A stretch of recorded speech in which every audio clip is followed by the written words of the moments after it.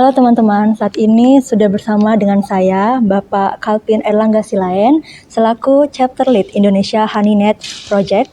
Lalu juga ada Bapak Dr. Insinyur Lukas, Ketua Indonesia Artificial Intelligence Society, dan dosen teknik elektro Universitas Atmajaya. Benar ya Pak ya? Bagaimana Pak, apa kabarnya Pak? Baik. Saat ini kami baru saja selesai seminar teknologi dengan tema penyebarluasan informasi tentang keamanan data pribadi di media sosial dan strategi menghindari intimidasi online atau cyberbullying. Saya mau pertanyaan pertama ke Bapak Kalvin dulu nih, Bapak. Kita berbicara tentang keamanan data pribadi ya Pak ya. Sebenarnya apa sih Pak hal yang sering banget luput dari milenial ataupun Gen Z dalam menjaga data pribadi itu sendiri Pak? Yang pertama adalah kaum milenial ini sering tidak tahu bahwa data yang disampaikan di sosial media seperti misalnya dia ulang tahun, kemudian ini ayahnya, ini saudaranya, ini alamatnya, rumahnya, sekolahnya, dan seterusnya, sehingga tanpa sadar dia mengutarakan semua informasi tentang dia. Ya. Dan begitu misalnya dia udah mempublikasi itu ke sosial media, dia mau misalnya coba take down atau menghapus itu, udah terlambat karena udah kemungkinan orang di luar sana atau teman dia atau yang lain itu sudah mengcapture, screenshot atau menyimpan. Bahkan beberapa situs seperti misalnya archive.org misalnya itu udah menyimpan otomatis seperti itu. Nah, jadi kalau untuk kaum milenial, kalau saya menyarankan itu berpikir 2 kali sebelum dia memberikan atau mengupload postingan dia di sosial media. Begitu. Baik, intinya tentang lebih berhati-hati lagi ya Pak ya sebelum kita men-share di sosial media. Oke, untuk yang kedua saya ke Bapak Lukas. Antisipasi terbaik apa untuk Gen Z agar terlindung dari serangan cyber atau cyberbullying itu sendiri Pak?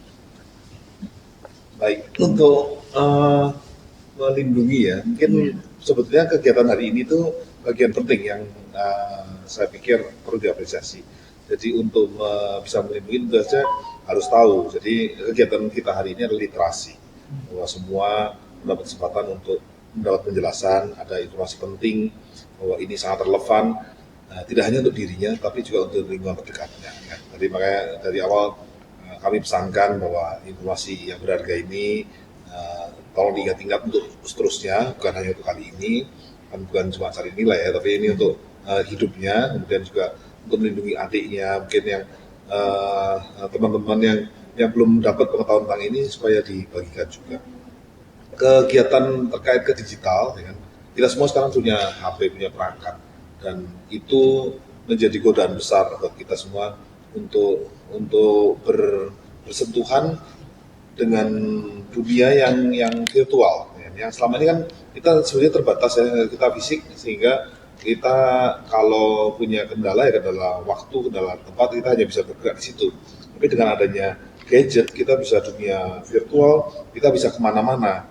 Dan kita seringkali tidak sadar bahwa yang virtual itu tidak selalu bisa dengan jelas, dengan aman kita kenali. Ada juga yang banyak bersembunyi di area itu. Nah, jadi usaha kita untuk melindungi diri kita perlu waspada bahwa dunia internet itu semua orang bisa membuat identitas apapun. Saya mau membuat avatar dengan wajahnya siapapun, saya mau mengaku cewek, cowok bisa, mau mengaku umur 17 bisa, mau mengaku jadi orang kaya bisa. Jadi karena itu identitas yang virtual itu juga jangan ditelan mentah-mentah ya kan. Harus hati-hati ketika berkenalan dengan orang asing. Nah, kemudian kalau dari diskusinya kita bisa merasakan arah bicaranya kan, kalau arahnya kemudian dengan cepat berusaha mengakrab, kemudian mengambil manfaat, nah itu sebetulnya beberapa indikasi itu juga bisa dirasakan feelingnya lah itu. Kalau pertemanan biasa kan biasanya ya nggak buru-buru, dia juga punya kesibukan, jadi ketemu lagi bisa seminggu lagi, sebulan lagi, dan nggak ada yang tergesa-gesa. Tapi kalau orang yang predator istilahnya, biasanya akan ada usaha kemudian berusaha mendekati, berusaha persuasif untuk meyakinkan bahwa saya baik, kamu layak dengan saya dan sebagainya, dan biasanya kemudian ditangkap gitu. Jadi itu satu insiden yang sangat penting untuk disadari. Tapi dalam makna luas yang hari ini kita diskusikan juga cyberbullying juga dalam berbagai semacam spektrum ya, sehari-hari yang lainnya. Tadi mungkin tadi Pak Kalvin juga sudah menceritakan ada kaitan antara hal-hal yang fisik dengan hal-hal yang virtual.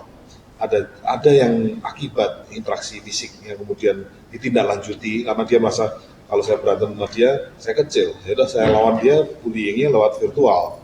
Tapi itu ternyata tidak masalah juga, cuma balas-balasan aja. Akhirnya masalah diperbesar, dia malah nanti jadi dibully lagi secara fisik lagi, ya. Itu bisa.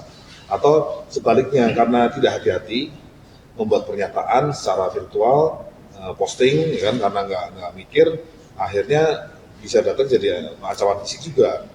Nah, kalau saya perluas dari urusan ini sebetulnya juga jangan hanya kita memikirkan urusan pidananya ya tentang kita korban atau pelaku, sebetulnya untuk kebaikan kita semua di masyarakat. Kalau kita sudah teredukasi ini, sudah belajar, sebetulnya kita juga punya tanggung jawab terhadap diri kita, masyarakat, keluarga kita, apalagi kalau bekerja kan. Kalau bekerja itu selama ini kalau orang buat surat lamaran, CV kan. Nah, jangan dianggap bahwa tahun 2000 ini, milenial ini, orang masih ngirim CV dan dilihat hanya CV-nya. Zaman sekarang perusahaan dengan mudah langsung googling.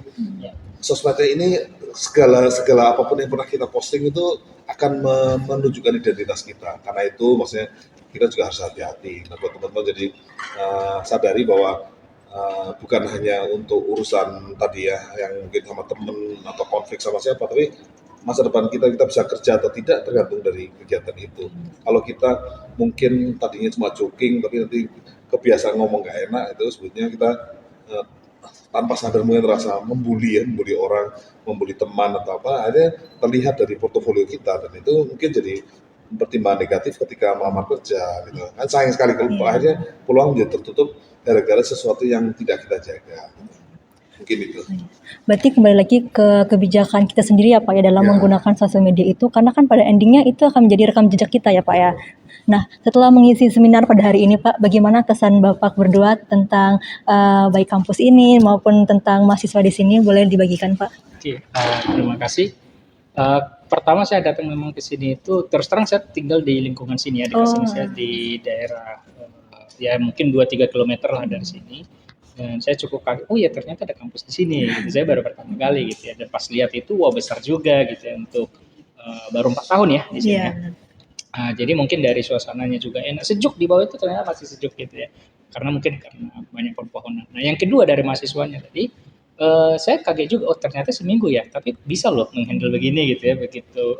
Dan saya tadi bilang juga ke Pak Lukas, nah ini kayaknya semangat mahasiswanya luar biasa gitu ya, dan ini enaknya jadi mahasiswa energinya masih kuat dan enaknya lagi itu disalurkan secara positif. Dan kita berharap memang kegiatan kegiatan mahasiswa itu kalau bisa memang ya seperti ini gitu.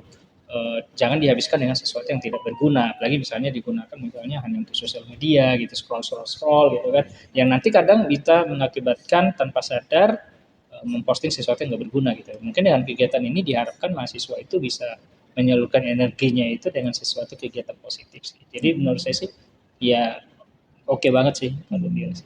Baik, dan bagaimana Pak Lukas? Impresi saya juga sama ya. Tadi mungkin sedikit saya cerita juga pertama kali dengar kata Universitas Nusantara, kami sempat salah mengira karena namanya mirip dengan Dian Nuswantoro di Semarang. Oh iya. Kemudian ternyata dapat sini, kita lihat di Google, oh iya seperti Pak Kalbi bilang, oh ternyata ada kampus ya di sini dan ternyata mudah diakses, lokasinya agak dalam jadi cukup tenang. Jadi tidak terlalu, kalau persis di pinggir jalan mungkin ramai dan kotor, sini kan tenang, terus fasilitasnya bagus, ya, ruangnya lengkap. Semangat baik dosen maupun mahasiswanya, saya lihat energinya bagus.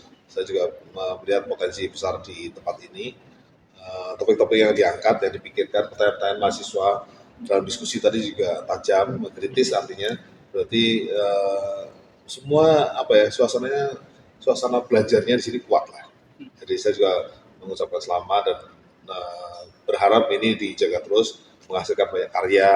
Nanti para lulusannya juga berhasil, dosennya nambah, ya kan, mahasiswanya juga bertambah, dan kampus ini bisa punya reputasi baik nasional internasional. Baik, terima kasih kepada Pak Calvin dan Bapak Lukas telah memberikan jawaban dan waktunya. Sukses terus Bapak, jangan bosan-bosan main ke kampus kami ya Pak ya. Teman-teman, itulah tadi laporan dari saya mengenai seminar teknologi terbaru ini. Saya Tarisa Ilmi melaporkan langsung dari lokasi.